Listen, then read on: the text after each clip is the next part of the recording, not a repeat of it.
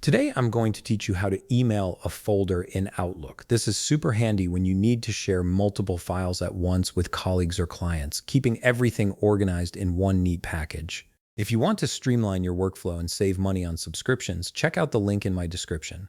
Start by opening your Microsoft Outlook app and logging into your account. Give it a moment to fully load all your emails and folders. Once everything is loaded and you can see your inbox, you're ready to begin the process of emailing a folder. To get started, you'll need to access your email composition tools. Look toward the top left part of your screen and click on the New Email button. This will open up a fresh email composition window where you can start crafting your message and preparing to attach your folder.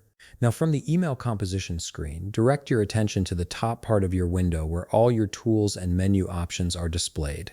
You'll see several tabs available, and you want to click on the Insert tab. This tab contains all the options you need for adding attachments and other content to your email. Once you're in the Insert tab, look for the Attach File button among your Insert tools.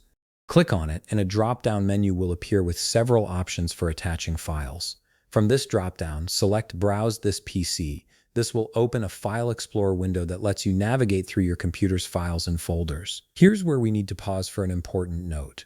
Before you can attach a folder to your email, you must compress it first. Outlook doesn't allow you to attach folders directly, only individual files or compressed archives. This is actually helpful because it reduces file size and makes the transfer faster. To compress your folder, navigate to where it's stored on your computer. If you have compression software like 7-Zip or WinRAR installed, simply right-click on the folder you want to send. A context menu will appear with various options. Look for the option that says Add to Archive or something similar depending on your compression software. Click on this option and the software will create a compressed version of your folder, usually in zip or RAR format. This process might take a few moments depending on how large your folder is and how many files it contains. Once the compression is complete, you'll see a new compressed file appear in the same location as your original folder. Now you can return to your Outlook email composition window and use the File Explorer that's still open.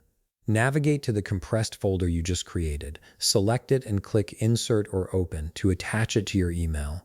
The compressed folder will now appear as an attachment in your email, ready to be sent to your recipient. And that's it. You've successfully prepared a folder to be emailed through Outlook by compressing it and attaching it to your message. If you found this video helpful, please leave a like, subscribe, and see you in the next video.